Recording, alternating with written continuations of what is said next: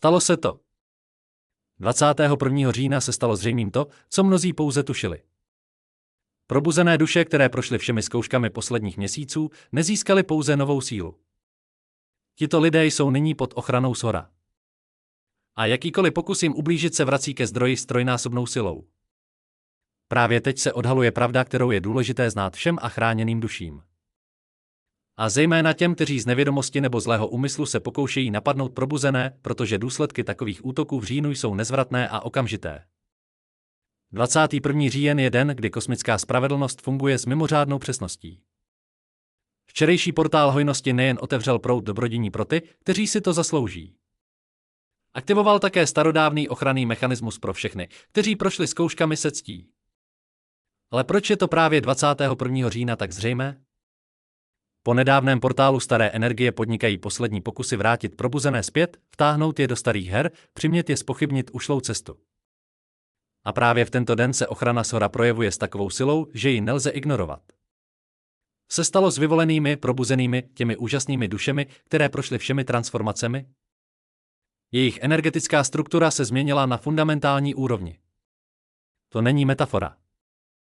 Po všech zkouškách posledních měsíců se energetické pole těchto lidí změnilo. Je hustší, čistší, má vyšší frekvenci. A co je nejdůležitější, nyní je pod přímou ochranou vyšších sil. Představte si diamant, který se formoval pod obrovským tlakem. Nyní není jen krásný, je prakticky nezničitelný. Jakýkoliv úder na něj nezničí diamant, ale to, co na něj udeřilo. Přibližně to samé se stalo s energií těch, kteří vydrželi. Ochrana nepřišla na žádost, ale jako přirozený důsledek ušlé cesty. Když duše prokáže svou vytrvalost, čestnost, ochotu růst navzdory bolesti, vesmír ji vezme pod zvláštní ochranu. Ne z protekce, ale z kosmické logiky. Ti, kteří nesou světlo, musí být chráněni před temnotou. Nová úroveň ochrany nečiní vyvolené fyzicky nezranitelnými. Jsou to stále ti samí lidé z masa a kostí. Ale na energetické úrovni se probuzení stali prakticky nedotknutelnými. Jakýkoliv energetický útok, závist, zloba, pokus o manipulaci nebo ublížení naráží na neviditelný štít a vrací se k odesílateli. Jak funguje tato ochrana shora? Mechanismus je zároveň jednoduchý a složitý, jako vše ve vesmíru. Je podobný dechu vesmíru, neviditelný, ale hmatatelný. Vaše energetické pole po všech transformacích pracuje na nové frekvenci, vysoké, čisté, světlé. Nejde o abstraktní metaforu, ale o realitu jemných procesů, která se projevuje v každém vašem kroku a slově. Když někdo vysílá vaším směrem nízkofrekvenční energii, závist, zlost, touhu ublížit, vzniká efekt neslučitelnosti frekvencí. Tato energie nejenže nedosáhne svého cíle, ale jakoby se rozpustí ve vyšší vibrační vrstvě a ztratí svou sílu a část z ní se odrazí zpět jako míč od zdi, ale již změněná. Tato ochrana jde nad rámec pouhého odrazu. Vesmír k návratu přidává svou spravedlnost. Negativní energie se vrací ke zdroji zesílená. Ne podle vaší vůle, ale proto, že tak je nastaven rovnováha vesmíru. Je to automatický kosmický mechanismus stejně přirozený jako gravitace nebo střídání dne a noci. Dá se říci, že se jedná o zákon zachování energie, ale na úrovni duchovních procesů. Představte si nejen rozhlasovou stanici vysílající na určité vlně, ale také silný maják vyzařující světlo, které rozptyluje mlhu. Pokud se někdo pokouší tento signál rušit, ale pracuje na jiné frekvenci, rušení nedosáhne svého cíle. Navíc vytváří rezonanci, která zasahuje samotný zdroj rušení, protože vysoká frekvence nepřijímá nízkou, ale nutí ji se rozložit. Vaše ochrana funguje přesně tak. Nejenže odráží, ale také transformuje cizí energii a vrací ji jejímu majiteli v její pravé podobě. V říjnu se tento efekt mnohonásobně zesiluje. Po portálu 21. října začíná kosmická spravedlnost fungovat s minimálním zpožděním. Ty energie se zahušťují a to, co dříve trvalo týdny nebo měsíce, se nyní děje během hodin, někdy i minut. Je to doba, kdy se zákon zpětného působení projevuje ne jako vzdálený ozvěna, ale jako okamžitá odezva. Okamžitý návrat negativity často šokuje ty, kteří jsou zvyklí beztrestně šířit toxicitu. Člověk vysílá zlost a za hodinu se u něj začnou objevovat podivné poruchy. Technika se rozbývá, plány se hroutí nebo přichází nečekaná výzva osudu. Snaží se manipulovat chráněným a sám se dostává do pasti vlastních manipulací, šíří pomluvy a stává se jejich obětí, čímž ztrácí reputaci. Vesmír jakoby ukazoval zrcadlo, ve kterém každý vidí svůj vlastní odkaz. Jak poznat ty, kteří jsou chráněni shora? Jak pochopit, že vy sami jste pod touto ochranou? Prvním znakem je nevysvětlitelný klid v situacích, které vás dříve rozčilovaly. Vaše nervová soustava se jakoby přeladila na stabilnější frekvenci a impulsy podráždění již nenacházejí žádné opory. Co vás dříve rozčilovalo, nyní prochází bez povšimnutí. Ne proto, že jste se stali lhostejnými, ale proto, že vaše vibrace se zvedly nad úroveň drobných provokací. Druhým znakem je neobvyklé chování okolí. Lidé zvyklí manipulovat jsou najednou ztraceni a nevědí, co říct. Agresivní se stávají nejistými a energetičtí upíři se vám vyhýbají, jako by jim neviditelná hranice bránila přiblížit se. Vaše pole doslova přetváří prostor kolem vás a obvyklé scénáře interakce přestávají fungovat. Vybraní lidé vyzařují zvláštní energii, kterou nelze napodobit ani uměle reprodukovat. Nejedná se o auru nadřazenosti nebo otažitosti, ale o vřelou, klidnou přítomnost, ve které se ostatní cítí pohodlně a bezpečně. Zároveň je však cítit vnitřní síla, se kterou je lepší si nezahrávat. Ti, kteří jsou chráněni shora, neohrožují, nevarují, nevystavují na odiv svou sílu. Není to nutné. Jejich ochrana funguje automaticky, bez jejich vědomé účasti. Někdy ani netuší, že se jim někdo pokusil ublížit, protože útok selhal ještě předtím, než dosáhl svého cíle. Tento stav je podobný vnitřnímu klidu oceánu, pod kterým zuří bouře, ale hloubka sama zůstává neotřesitelná. Ale co se stane s těmi, kteří se pokoušejí zaútočit na chráněné? Historie se pokaždé opakuje s úžasnou přesností. Efekt bumerangu funguje bezchybně. Člověk vysílá negativní energii a je si jistý, že dosáhla svého cíle. Ale energie naráží na neviditelnou zeď vaší ochrany, obrací se a letí zpět. A nejen, že se vrací, ale je ještě zesílena kosmickou spravedlností. Pokud vyslali jednotku negativity, dostanou zpět trojku. Zesílený návrat se projevuje různými způsoby. U někoho začínají problémy právě v té oblasti, ve které se vám snažili ublížit. Snažili se zničit vztahy. Jejich vlastní vztahy se rozpadají. Chtěli ublížit finančně, sami čelí finančním ztrátám, šířili pomluvy, stávají se předmětem cizích drbů. Nejzajímavější je, že útočníci málokdy spojují své problémy s pokusy ublížit vám. Jejich ego jim nedovolí přiznat, že chráněná duše byla silnější. Hledají jiné příčiny, obvinují okolnosti, jiné lidi, osud, ale nevidí přímou souvislost mezi svým útokem a odvetným úderem vesmíru. Skutečné příklady se dějí neustále.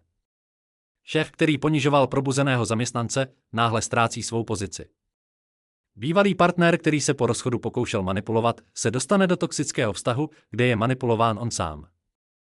Závistivý kolega, který šířil pomluvy, se sám stává terčem kancelářských intrik. Ale proč se právě 21. října tato ochrana projevuje obzvláště jasně? Po včerejším portálu hojnosti vaše energie získala další náboj. Stali jste se ještě silnějšími, ještě více chráněnými. A to cítí ti, kteří jsou zvyklí živit se cizí energií. Cítí, že ztrácejí přístup ke svému obvyklému zdroji energie.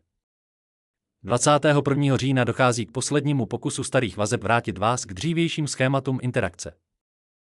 Lidé z minulosti, od kterých jste odešli, dělají poslední pokusy vás přitáhnout zpět. Používají staré triky, vinu, lítost, vzpomínky.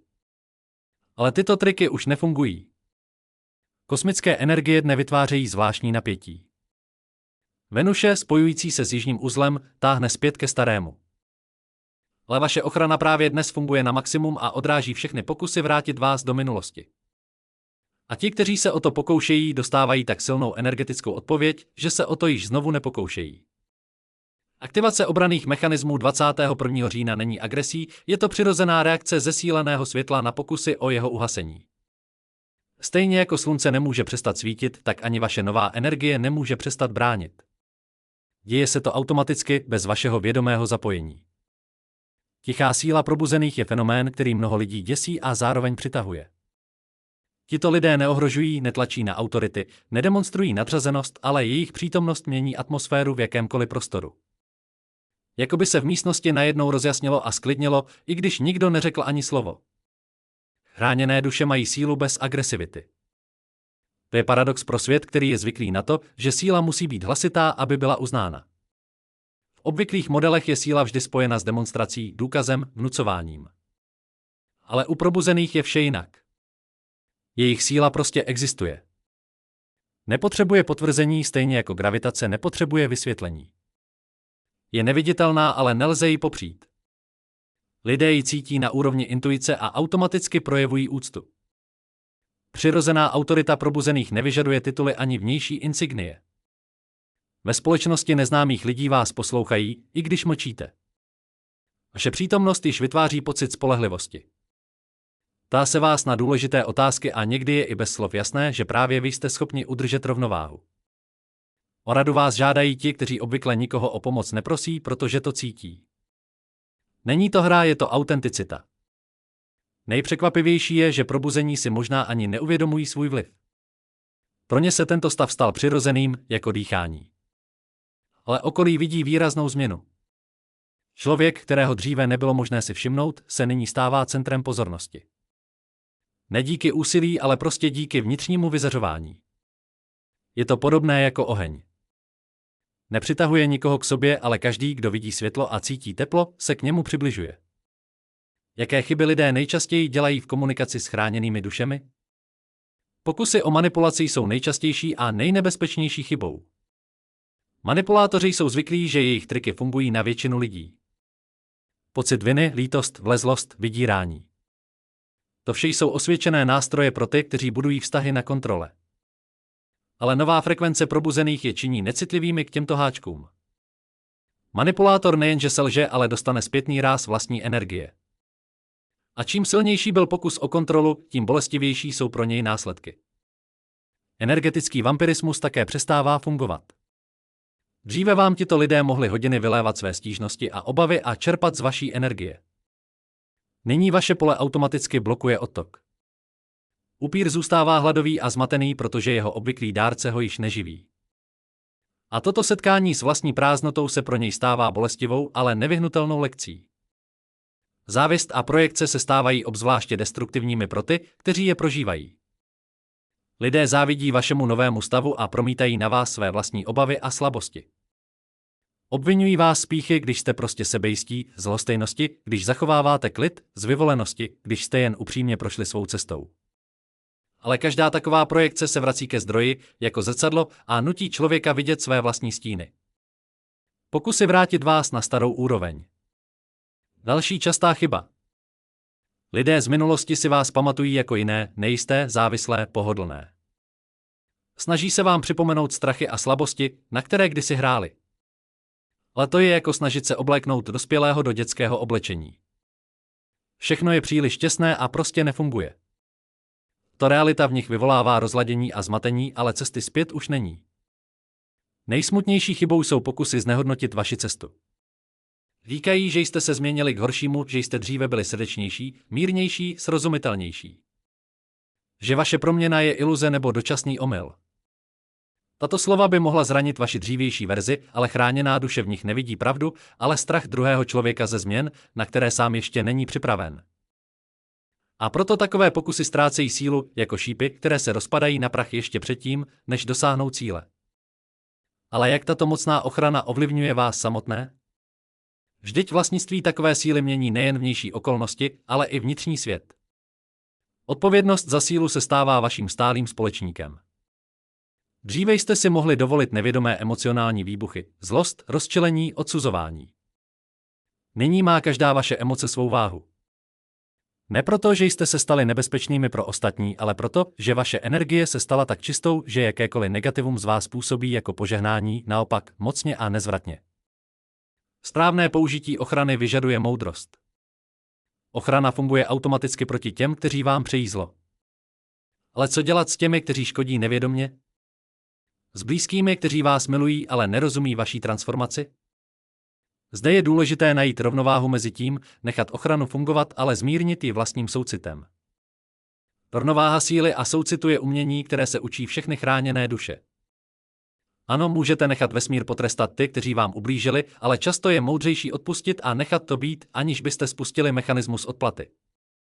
Vaše odpuštění může zastavit bumerang letící k tomu, kdo uklouzl. To je nejvyšší úroveň ovládání nové síly. Někdy může být ochrana vnímána jako osamělost, když se toxické osoby automaticky vytřídí, když manipulátoři obcházejí stranou, když energetičtí upíři mizí, může se okruh přátel prudce zúžit. Je to dočasné.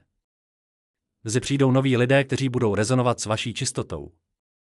Ale období osamělosti může být bolestivé. Varování pro ty, kteří uvažují o útoku na chráněné osoby. Zastavte se a zamyslete se. To rozčilení, které cítíte vůči probuzené osobě, není kvůli ní, ale kvůli vašemu strachu z vlastních změn. Chráněná duše vám svým růstem nic nebere. Naopak ukazuje, že transformace je možná pro každého. Pokud se přesto rozhodnete zaútočit, připravte se na následky. Kosmická spravedlnost nezná výjimky. Vaše negativita se k vám vrátí. Ne za měsíce nebo roky, v říjnu se návrat odehraje rychle a síla odvetného úderu bude úměrná zlému úmyslu. Pro samotné chráněné důležité připomenutí. Vaše ochrana není důvodem k píše. Je to nástroj k plnění mise. Jste chráněni ne proto, že jste výjimeční, ale proto, že skrze vás proudí energie důležitá pro svět. Zůstaňte skromní ve své síle. Užívejte sílu k tvoření. Ano, jste chráněni před útoky, ale hlavním úkolem není odrážet negativitu, ale vytvářet pozitivitu.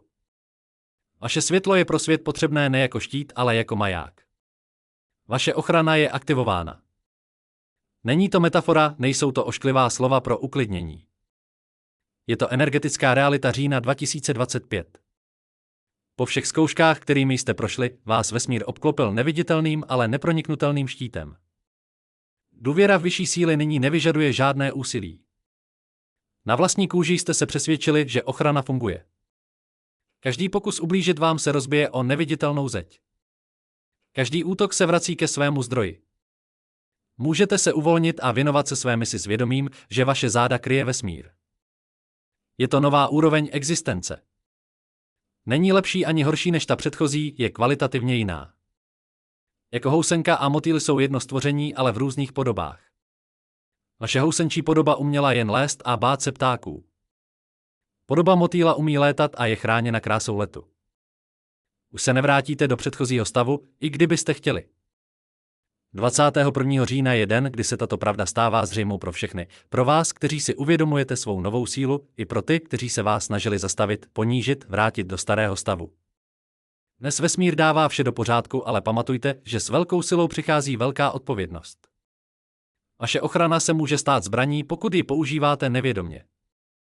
Může odrazovat nejen nepřátele, ale i ty, kteří upřímně touží po vašem světle. Moudrost spočívá v tom nechat ochranu působit proti zlu, ale zmírnit ji láskou k těm, kteří zbloudili. Říjen teprve začal, ale už je jasné, že je to měsíc spravedlnosti. Měsíc, kdy každý dostane, co si zaslouží. Chránění získají svobodu od útoků. Útočníci dostanou lekci prostřednictvím návratu své vlastní energie. A všichni mají na výběr, na které straně budou. Vaše ochrana není privilegium, je to nástroj k plnění mise. Jste chráněni, abyste nesli světlo tam, kde je tma, abyste ukazovali cestu těm, kteří hledají, abyste byli majákem v bouřlivém moři lidských vášní. Vaše ochrana shora je aktivována. Užívejte ji moudře, svítíte odvážně. Svět potřebuje vaše chráněné světlo.